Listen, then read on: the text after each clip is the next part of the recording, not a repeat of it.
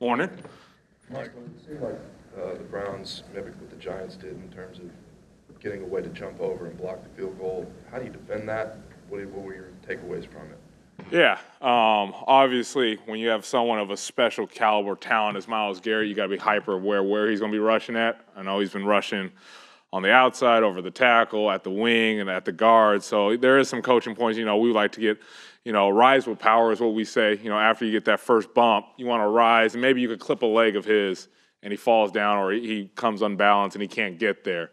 And a lot of times we saw the Seattle Giants game where, there's a little bit of a loophole in there where you could press down on the guy without pulling him out. But again, it's just us kind of sinking to our details of like, hey, we got to understand situationally, longer field goal is deeper, end a half. What do they really have to lose? And knowing of someone of that caliber that Myles Garrett is, he may take a shot to try and jump over you, and we just want to rise power, clip a leg. If he falls on you, you get the 15-yard penalty. If we make it or miss it, we take the extra 15. But again, it just comes to our details and myself just understanding and telling these guys in what situation, hey, this is a possibility that can happen with a guy like Myles Garrett or anybody of that nature. They hadn't shown on film him over the middle.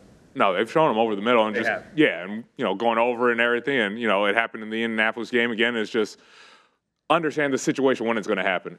Is it going to happen with 14 minutes left in the second quarter? Probably not. You're not going to risk the 15. But a 57-yarder and a half, higher possibility of him doing that to salvage a play going into the half. Was that a conversation to clip him? Was that a conversation before the game that had happened? It's always an alert. We meet with all these guys of all the different looks, rushes, different things. Denzel Ward, you got to be on high alert for. He's blocked kicks in the league.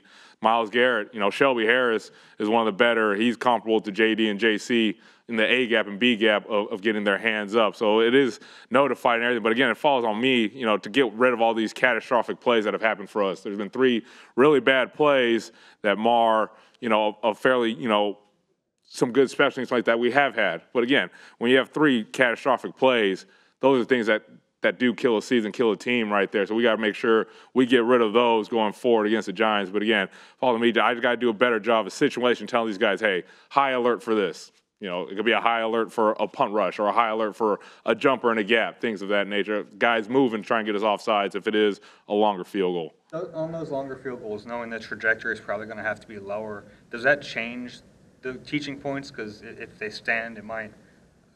Yeah, I mean, you really don't want to, you try to treat everything the same. Yes, there's a difference on how, on a longer kick, it has to get a little bit lower to get going right there.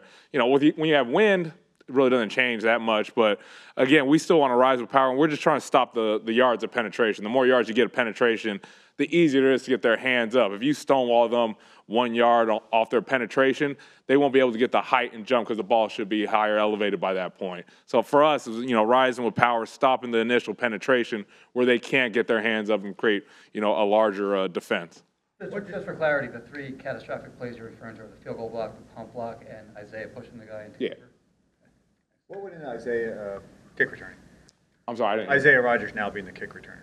What goes into it or why? What was I thinking? Yes. Yeah, I mean, you saw his film from Indianapolis. He is dynamic. He's got great speed. He has great vision as a kickoff returner. I know we've only put him the last couple games, but the cool thing about Isaiah is, he'll text every day what he wants to see off kickoff return, what he wants to see off field goal block, how we're doing stuff on punt return. So that's really cool to see. He's taking initiative as a guy right there, thinking of different type of schemes, what he saw on the field during the play right there. And it's for me to get that input and implement it for the other 10 guys that are blocking for him, to get him, the one that breaks, the one that gets the momentum going for the kickoff return team. Because there's a couple instances where one block away from really creasing one.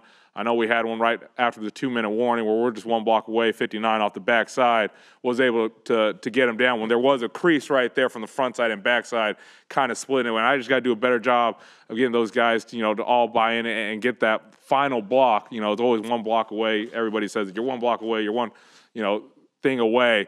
We got to make sure there's no more 1 block away, and we're getting those big returns to the 35, to the 40. Now you put the other team in a little bit of a bind. That's the way that Cooper DeJean has been playing as a punt returner, and was there any discussions with him becoming a starter or potentially replacing him at that position? Replacing him, like, in the game, or?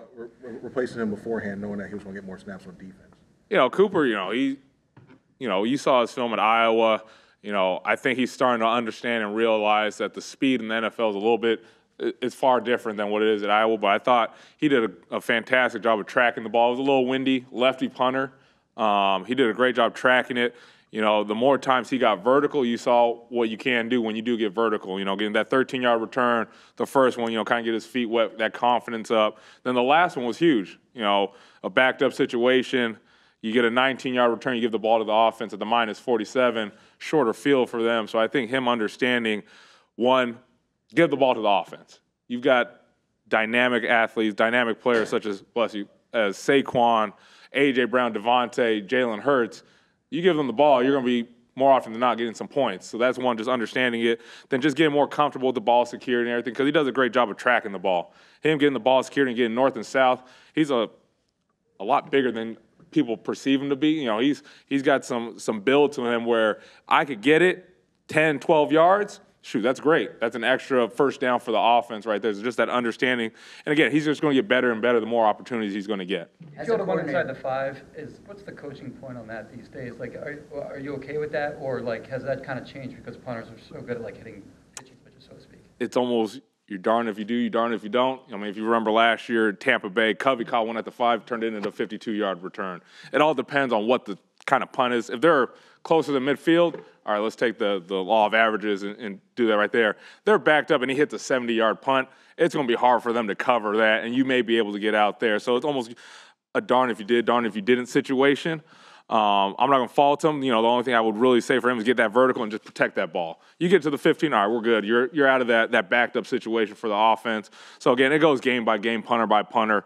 You know, Boyork has had a couple where it hit it at the 3 and checked up, and now the ball is at the 1. So it's one of those things that goes week to week. But we have our base rules depending on where the field position is. As a coordinator, what's your approach in meetings when you have these, as you call it, catastrophic events on special teams?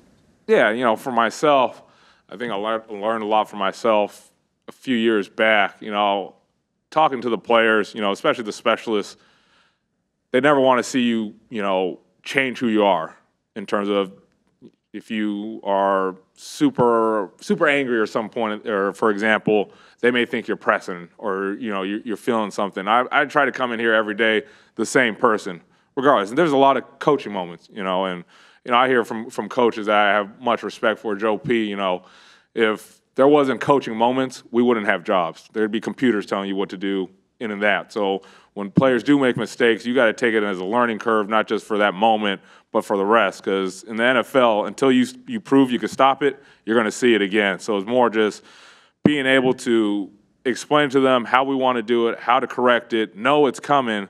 Then once it comes again, it may be dormant for a couple weeks. It's going to come back until you can stop it multiple times. So it's more just the teaching lessons and me being able to explain to guys differently. Some guys take different coaching. You know, they like to get yelled at. Some guys don't like to get yelled at. So it's me just understanding everyone's their own different person. But as long as we all collectively understand what we need to get done to be a successful program here, and again, it's 5 weeks in. Do we want those 3? Absolutely not. That falls on me. But we have, you know, 12 more opportunities to put all those aside, and by the end of it, we should be happy with what we want to put out there. Because again, there has been some good moments.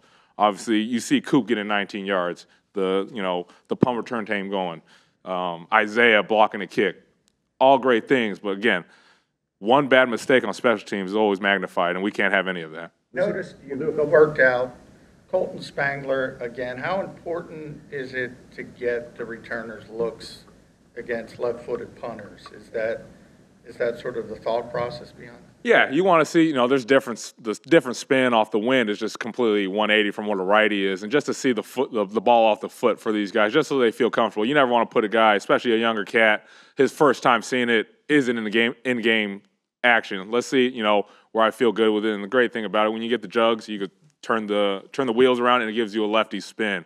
So the more times they're able to see it, and you know, it's funny. You know, I think we have 7 lefty punters this season, so that's been pretty high compared to years I've been. I know the last 3 of the last 4 are all lefties, so we just got to get used to it, you know, and see it. But you know, after you see it a few times, you start getting a lot more comfortable with it.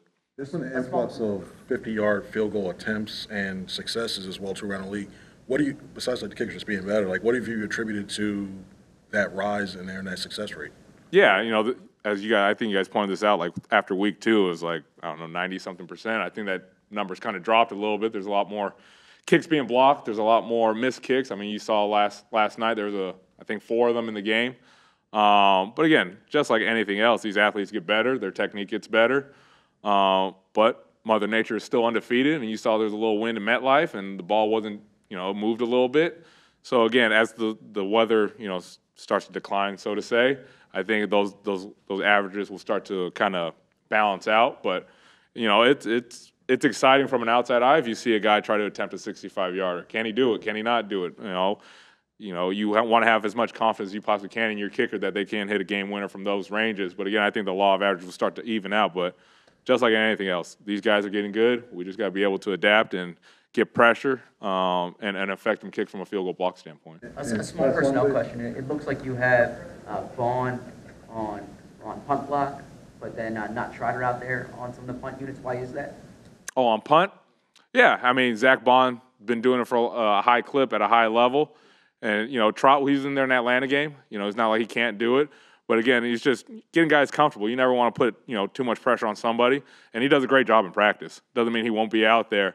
But, again, there are guys that have seen a lot of rushes that you feel, have a comfort level with. And Trot's doing an amazing job for us. Punt return, kickoff return. He's doing great. And it's just punt is going to be the hardest for a rookie. You go from spread to now I got to really sort it out like an offensive lineman. It'll take a little time, but he's doing a great job in practice. And maybe at some point you will see him in there just like he did in the Atlanta game, and he went out there, had his first career tackle. Like, some pretty cool stuff out of Trot. But again, Zach seen a lot of punts, knows what he's doing, and you get a high athlete like that to go make a play in coverage is great. Thanks.